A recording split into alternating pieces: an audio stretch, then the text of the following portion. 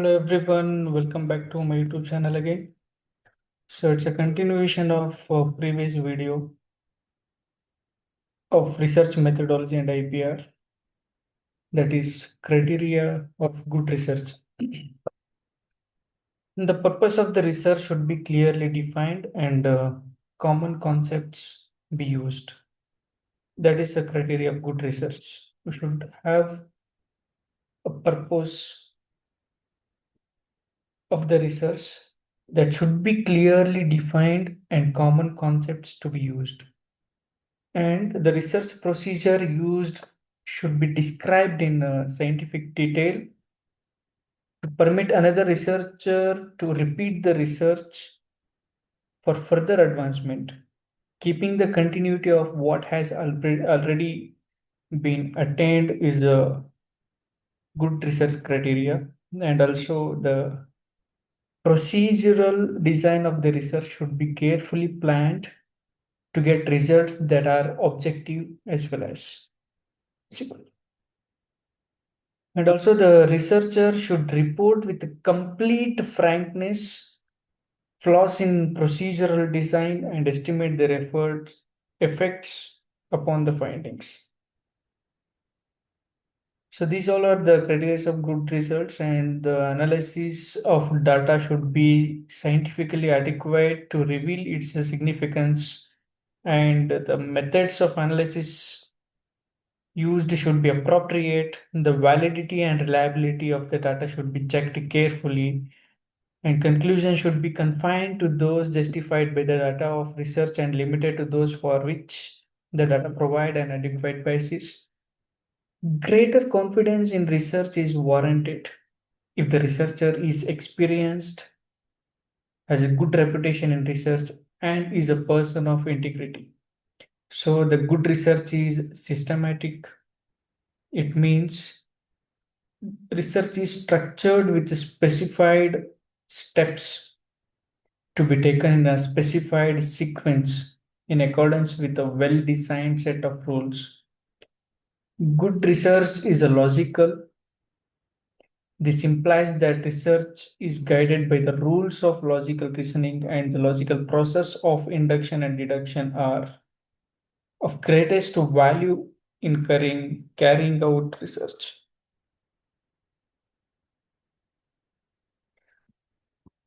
Good research is empirical and good research is replicable. These are all the good criteria of research. Problems encountered in India by researchers. That is, problems encountered by researchers in India. The lack of scientific training in the methodology of research is a great impediment for researchers in our country. And there is insufficient interaction between the university research departments on one side and business establishments, government departments, and research institutions on the other side. So the efforts should be made to develop satisfactory liaison among all concerned for better and realistic researchers. And there is a need for generating the confidence that the information or data obtained from a business unit will not be misused. And also the research studies overlapping one another are undertaken quite often for want of adequate information. And also there does not exist a code of conduct for researchers, and inter-universities and interdepartmental rivalries are also quite common. Many researchers in our country also face the difficulty of adequate and timely secretarial assistance, including computerial assistances. There is also a problem that many of our libraries are not able to get copies of old and new acts or rules, reports, and other government publications in time. And there's also a difficulty of timely availability of published data from various government and other agencies doing this job in our country. And there may, at times, take place, the problem of conceptualization, and also problems relating to the process of data collection and related things. These all are the problems that encountered in India. So now you should understand what is a research problem.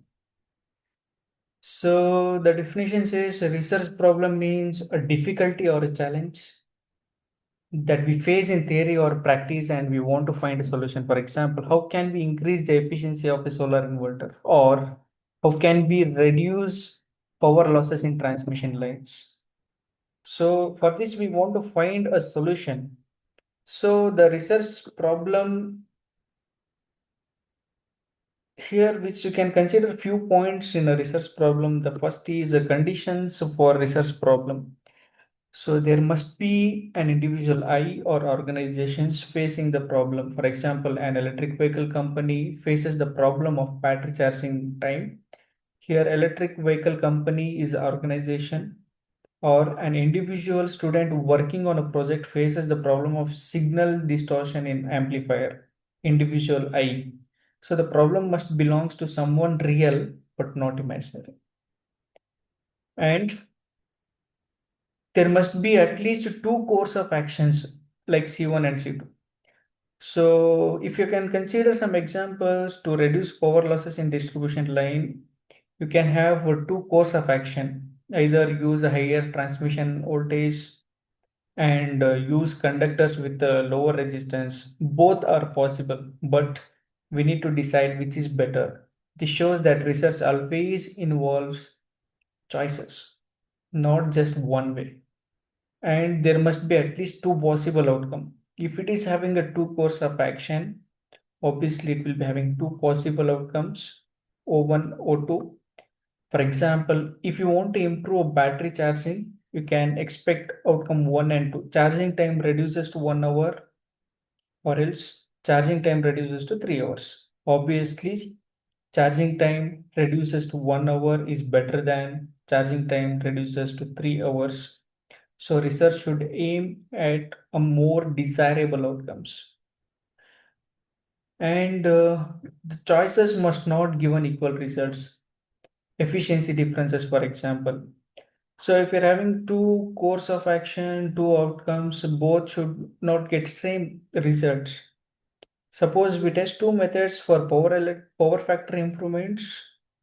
We can see the course outcome 1 and 2 using power. If you are using the two course of actions like using capacitor bank, by using the first course of action, if it improves power factor to 0.95, by using synchronous condensers, if the power factor improves to 0.98, both will improve the power factor, but the efficiency is different.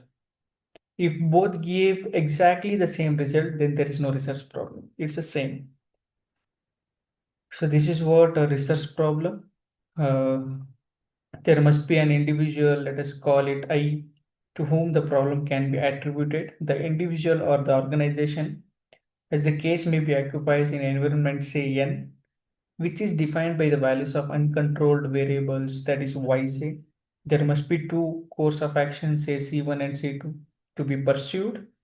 The course of action is defined by one or more values of the controlled variables. For example, number of items purchased at a specified time is said to be one course of action. There must be at least two possible outcomes, say O1, O2, of the course of action, of which one should be preferable to the other. In other words, this means that there must be at least one outcome that the researcher wants, that is an objective. The course of action available must provide some chance of obtaining the objective, but they cannot provide the same chance. Means it should not give same result. Otherwise, the choice would not matter. Thus, therefore, if you're having the probabilities of outcome 1 and 2, if you select a C1, and both the outcome should not be same. Sorry, both outcome should not be same.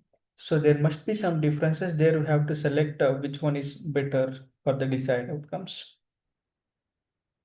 So can the state the components of research problem as, and there must be an individual or group with a difficulty or problem.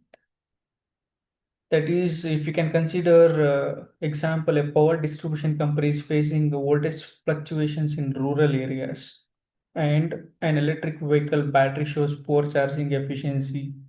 So the difficulty lies with the company, engineers, or researchers who need to solve it. So therefore, there must be an individual or group with a difficulty or problem, and there must be objectives to be attained. For example, if you can see the objectives to design a buck converter that reduces the voltage from 48 volts to 12 volts with high efficiency, or else to improve the MPPT efficiency in solar PV systems. Without a goal, we cannot define a problem. And there must be alternative means, that is a course of actions. As we discussed, two course of actions. For example, if we can consider the MPPT algorithms like perturb and observe, incremental conductance, or fuzzy logic will be using. If we can use the motor control, you can use voltage frequency control versus field oriented control. So if only one solution exists, it's not a research problem. If we need alternatives to compare along with your research problem, and there must remain some doubts, there must remain some doubt regarding alternatives. For example, you should have doubt in your research problem, that is P and O is better than incremental conductance for MPPT in fast charging, whether, like, we should have some doubts. Or else, is a BLDC motor more efficient than induction motor for e-mobility? So that the research is needed to test which method or technology is more effective. And also there must be some environments to which the problem pertains. Solar systems where you can place, whether in hot and dusty climate, EV battery performance in Indian road conditions, power quality issues in rural or versus urban grids. The environment defines the scope of your research problem. So you can see here the same thing, whatever I explained in our previous slides here, the state of components of research problem as under there must be an individual or group which has some difficulty or problem. There must be some objectives to be attained. If one wants nothing, one cannot have problem. And there must be an alternative means, and there must remain some doubt in the mind of researchers with regards of selection of alternatives. There must be some environments to which difficulty pertains. So now selecting the problem. So while selecting the research problem, the research problem must be carefully selected. Selecting a problem is not easy. Guidance can be taken from a research guide or a professor, but the idea must be finally comes from the researcher only. Okay. For example, a professor may suggest work on renewable energy integration, but the student should refine it. Example, design of MPPT for rooftop solar in rural Karnataka, like that. So that research problem must be carefully selected. So if I tell you to work on EV, can you refine it into a specific small problem? This is an activity. If you can able to do this, while doing this, you have to select the problem carefully. So that we are telling that selecting a problem is not easy. You need guidance. And research must comes from your own interest. So you cannot do it for someone's force. Problems cannot be fully borrowed. It should comes from your own thinking. Like classes prescribed by a doctor, you must know what you need. For example, don't copy a paper in wireless power transfer. Think about how it happens to EV charging in India. And what to avoid when selecting a problem. That is nothing but selecting the problem we're discussing. The third point, what to avoid when selecting a research problem. Avoid overdone topics. That is, if already solved many times, how to add new value. For example, design a simple rectifier is too common, so that avoid overdone topics. And also avoid controversial topics that will be not suitable for beginners, and avoid too narrow or vague problems. effect of resistance on current is too trivial, and choose familiar and feasible problems must have resources in labs. So if you can consider one activity, would it be a good idea to take smart grid cybersecurity as your final year project if we don't have access to data or tools?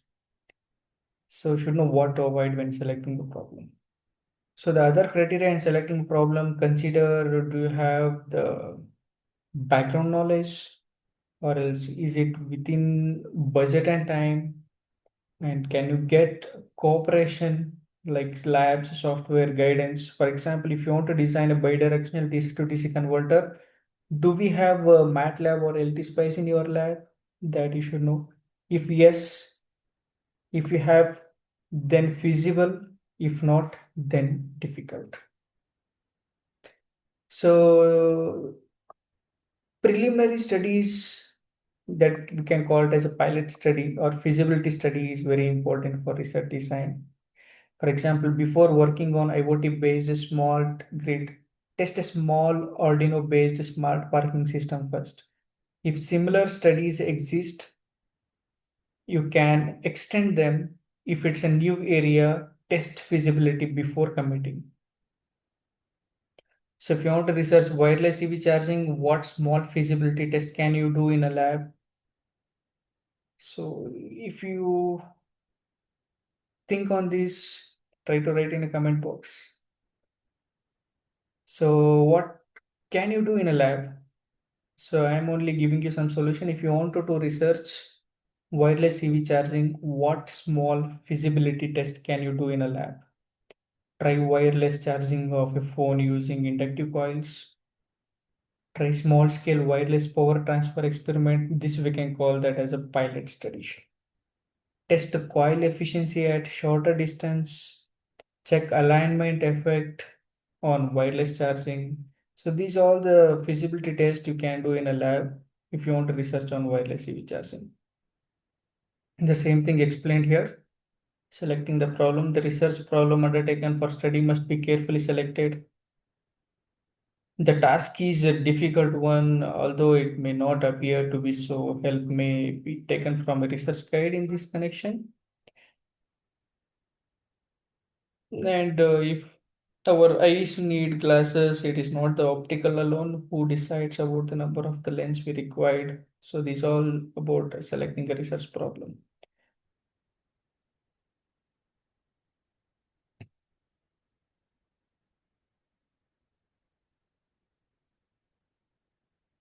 If you want, you can take screenshots of selecting a research problem.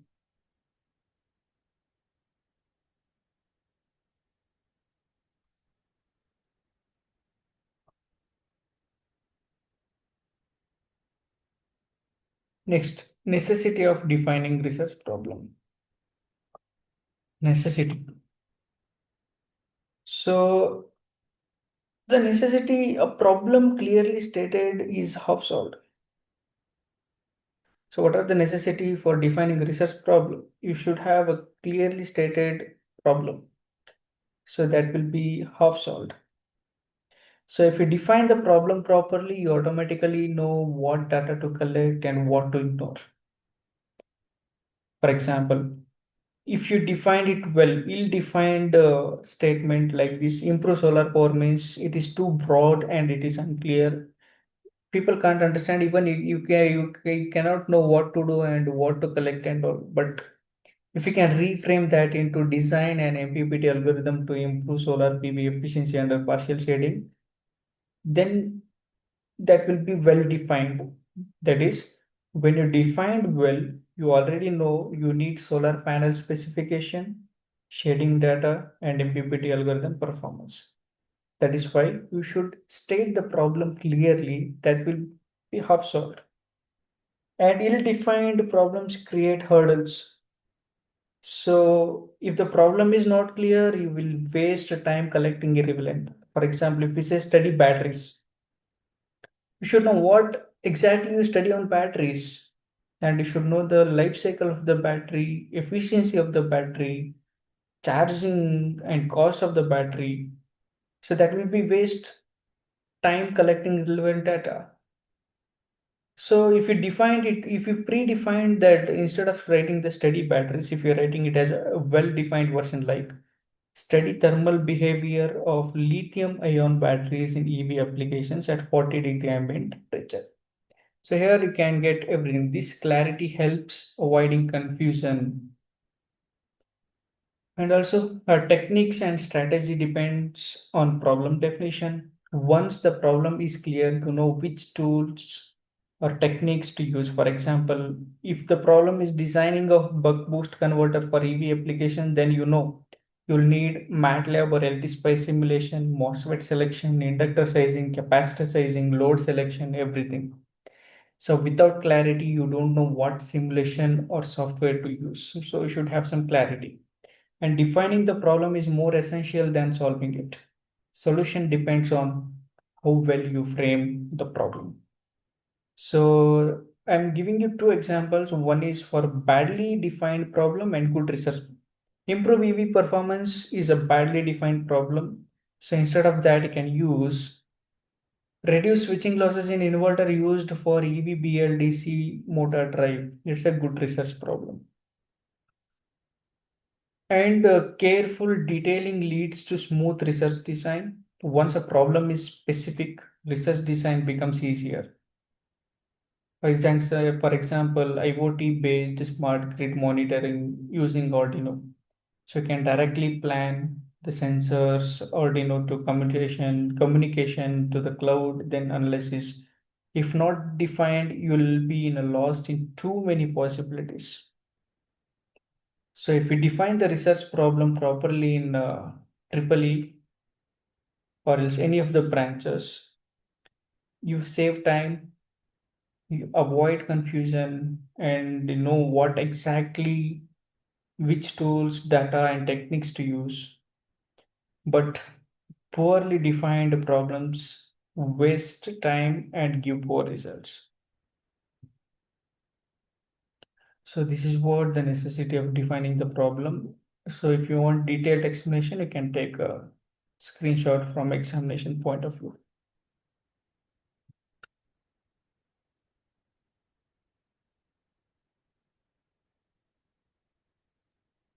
Next, techniques involved in defining a problem. The research problem should be defined in a systematic manner, giving due weightage to all relating points. The technique for the purpose involves the undertaking of following steps, generally one after other. So the techniques statement of problem in a general way, then understanding the nature of the problem, surveying the available literature, developing the ideas through discussions, and rephrasing the research problem into working propositions. So these all are the techniques that will involved in, in defining a problem, and you can consider an illustration. The technique of defining a problem outlined above can be illustrated for better understanding by taking an example as under. Let us suppose that a research problem in a broad general way is as follows. Why is productivity in Japan so much higher than in India? In this form, the question has a number of ambiguities such as what sort of productivity is being referred to, with what industries the same is related, with what period of time is with what period of time the productivity is being talked about, and in a view of all such ambiguities, the given statement or question is much too general to be amenable to analysis, and rethinking and discussions about the problem may result in narrowing down the questions to what factors were responsible for the higher labor productivity of Japan's manufacturing industries during the decade 1971 to 1980 relative to India's manufacturing industries. This latter version of the problem is definitely an improvement over its earlier version, for the various ambiguities have been removed to the extent possible. Further rethinking and various ambiguities have been removed to the extent possible. So, to what extent did labor productivity in 1971 to 1980 in Japan exceed that of India in respect of 15 selected manufacturing industries? So, with this sort of formulation, the various terms involved, such as labor productivity differentials, must be explained clearly. The researcher must also see the necessary data are available in case the data for one or more industries selected are not available for the concerning time period, then the said industry or industries will have to be substituted by other industry or industries. So this is an illustration, just read and analyze this. So thank you so much for watching this video. If you have any doubts regarding the video, you can put it in a comment box, and don't forget to like, subscribe and share. Thank you so much. Have a nice day.